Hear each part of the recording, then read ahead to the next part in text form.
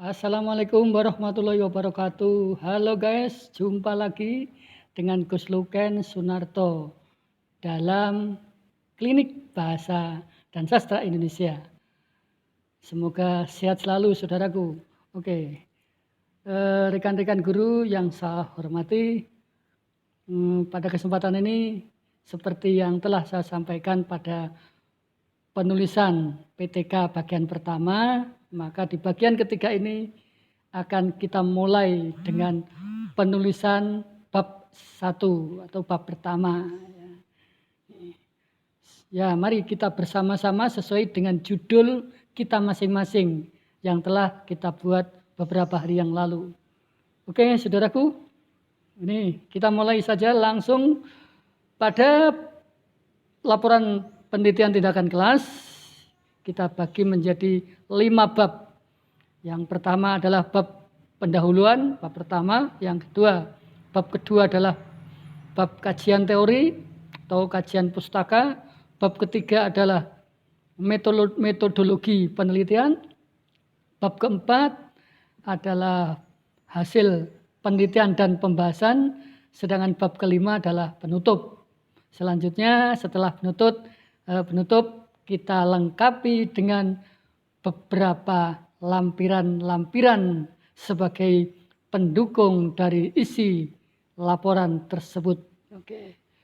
Saudaraku, untuk bab pertama, pendahuluan, terdiri dari 5 subbab. Antara lain A. Latar belakang masalah. B. Cara pemecahan masalah. C. Rumusan masalah. D. Tujuan penelitian. Dan E. Maaf, salah ketik itu. Manfaat penelitian. Oke, saudaraku. Kebetulan saya kemarin menuliskan judul berikut. Monggo rekan-rekan guru yang sudah menulis judul, kita bersama-sama mencoba mulai menulis. Dengan saya pandu melalui informasi berikut ini. Judul saya adalah peningkatan kemampuan menulis teks pidato persuasif melalui model pembelajaran School Visit online pada siswa kelas 9G SMP Negeri 1 Pace tahun pelajaran 2020-2021. Di bagian pendahuluan, A adalah latar belakang masalah. Oke, saudaraku, apa yang dimaksud dengan latar belakang dan bagaimana menulisnya? Coba kita ikuti berikut ini. Saudaraku, latar belakang masalah ini berisi uraian yang merupakan jawaban dari pertanyaan mengapa Anda menulis laporan PTK tersebut. Nah, di sini tulislah atau uraikan tentang satu hal umum tentang materi yang disampaikan kepada siswa. Yang kedua, data rendahnya hasil belajar siswa tentang materi tersebut. Yang ketiga, penyebab rendahnya hasil belajar tersebut. Dan yang keempat, rencana solusi penanganan rendahnya hasil belajar tersebut. Nah, itulah sebabnya kita melaksanakan penelitian, lalu dilanjutkan dengan membuat laporan penelitian. Jadi latar belakangnya seperti itu.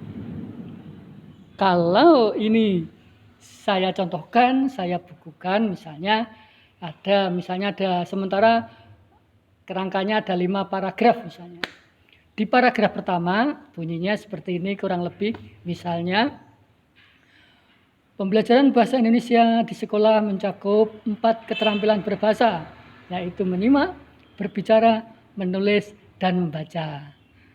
Nah, ini bisa dikembangkan inti paragraf ini.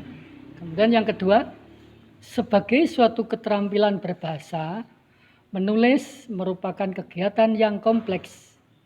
Sejauh mana kompleksitasnya silakan dibongkar dari berdasarkan sumber bacaan yang kemarin sudah saya sampaikan. Kemudian paragraf yang ketiga, keterampilan menulis dianggap sulit. Nah, diuraikan mengapa sulit. Ya, ini dikembangkan nantinya. Kemudian yang keempat, kita memunculkan data sehingga kita membuat penelitian. Kita munculkan data ini pada latar belakang masalah. Berdasarkan data awal sebelum penelitian ini dilakukan, rata-rata prestasi belajar menulis teks pidato persuasif siswa kelas 9G.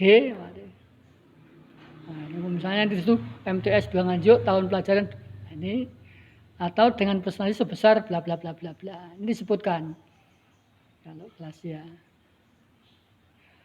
Kemudian ini kalau milik saya berarti ya 9G SMP Negeri 1 Pace tahun pelajaran 2021-2022 mencapai berapa persen presentasi pembelajarannya.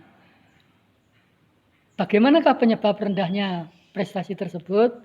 Kita kembangkan ini menjadi 1-2 paragraf. Lalu setelah tahu penyebab rendahnya, solusinya adalah memperbaiki model pembelajaran. Maka pada paragraf ke-6 atau di atasnya kita menyampaikan solusi berupa pemberian model pembelajaran. Oke.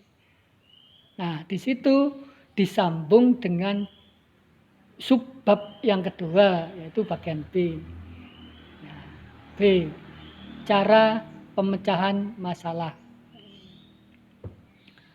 Setidaknya ada 4 paragraf, nanti itu 4 kelompok paragraf ya.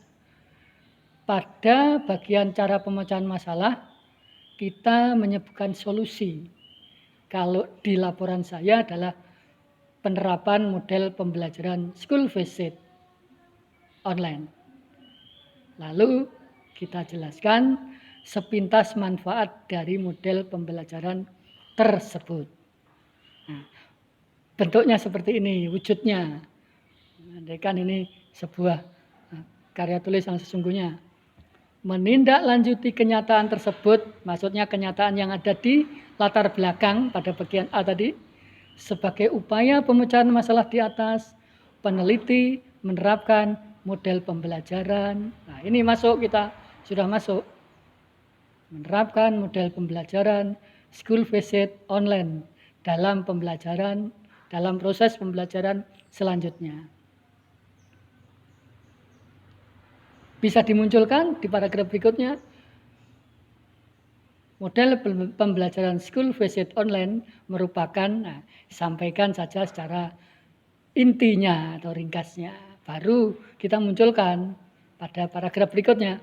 Peneliti yakin dengan penerapan model tersebut, maka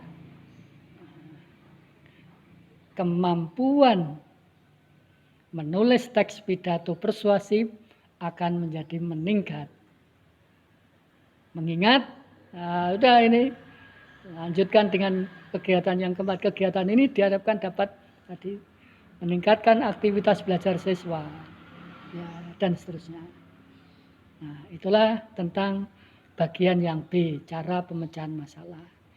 Selanjutnya bagian yang C. Kita cermati. C, rumusan masalah. Saudaraku, Bapak Ibu guru yang saya hormati, rumusan masalah berupa pertanyaan terkait proses dan hasil penerapan dari model atau metode pembelajaran tersebut. Nah, ini kalau misalnya saya contohkan dengan kalimat uraian seperti ini. C, rumusan masalah. Bawahnya, rumusan masalah penelitian ini adalah 1. Tadi judulnya kan, judulnya tadi peningkatan kemampuan menulis, maka kita tanyakan bagaimana peningkatannya, kan gitu. Nah, rumusan masalah penelitian ini adalah 1. Bagaimanakah peningkatan kemampuan menulis teks pidato persuasif melalui model pembelajaran school visit online pada siswa kelas 9G SMP Negeri 1 Pace tahun pelajaran 2020-2021. Nah, pertanyaan inilah nanti yang akan kita bahas kita uraikan, kita teliti, kita amati pada bab keempat. Nah, ini. 2. Apakah model pembelajaran Scoot Visit Online dapat meningkatkan aktivitas belajar siswa kelas 9G SMA Negeri 1 Pace tahun pelajaran 2020-2021? Nih, inilah yang merupakan rumusan masalah. 2 rumusan masalah ini kita munculkan, lalu nanti akan teruraikan jawabannya pada bab 4 dan 5. Di bab 5 akan muncul jawaban singkat dari 2 pertanyaan ini, yaitu berupa simpulan. Oke. Baik, saudaraku, untuk yang berikutnya subbab D, tujuan penelitian. Langsung saja kita melaksanakan penelitian tindakan kelas karena apa? Tujuannya untuk apa? Lah, sudah langsung tulis saja. Tujuan penelitian ini adalah 1, yang jelas karena tadi ada rendah, berarti yang jelas nomor 1 untuk meningkatkan kemampuan menulis teks pidato persuasif siswa kelas bla bla bla bla bla begitu. Yang kedua, meningkatkan kemampuan berarti actionnya Bapak Ibu. Lalu ditulis, dideskripsikan dalam laporan. Yang kedua, untuk mendeskripsikan peningkatan kemampuan menulis teks pidato persuasif bla bla bla bla bla bla. Sedangkan yang ketiga, juga untuk mendeskripsikan peningkatan aktivitas belajar siswa kelas bla bla bla bla bla. Terkait dengan judul penelitian. Mudah bukan? Nah, ini saya kira ini sesuatu yang mudah. Maka harapan saya kepada rekan-rekan guru, ini mulailah kita menulis sebisanya. Saya yakin saya bisa, Anda pasti bisa. Itu saudaraku. Yang bagian terakhir dalam bab pertama, bab pendahuluan adalah manfaat penelitian. Ada 2 manfaat, yaitu manfaat teoritis dan manfaat praktis. Manfaat teoritis penelitian ini adalah memberikan penjelasan tentang langkah-langkah model pembelajaran yang saya munculkan pada judul tersebut. School Visit Online. Ya, ini milik kalau saya yang menuliskan. Kalau Bapak Ibu yang menuliskan ya sesuai dengan judul Bapak Ibu yang saat ini sudah direncanakan. Berikutnya yang kedua, manfaat praktis terdiri dari 3 hal. Jadi nanti kata-katanya selain manfaat teoritis di atas, penelitian tindakan kelas ini juga secara praktis memiliki 3 manfaat. A, bagi guru, titik 2 misalnya 1, menciptakan pembelajaran yang efektif dan menyenangkan. Lalu yang kedua dan sebagainya diberikan dirinci ke bawah supaya nanti halamannya bisa bertambah. Oke, bagi siswa 1, meningkatkan kemampuan apa? Kemampuan prestasi atau belajar, kemampuan aktivitas misalnya, tidak canggung, tidak takut misalnya begitu. Sedangkan yang C, bagi sekolah bagaimana? Manfaatnya adalah sebagai pengambilan keputusan yang tepat dalam mengatasi siswa yang berprestasi rendah dan seterusnya. Oke, saya yakin untuk menulis bab 1, untuk mengawali menulis penelitian tindakan kelas setelah adanya rincian atau uraian sekelumit ini, pasti Bapak Ibu bisa. Tidak ada yang bisa untuk Bapak Ibu. Terima kasih. Mohon maaf kalau ada kekurangan. Wassalamualaikum warahmatullahi wabarakatuh.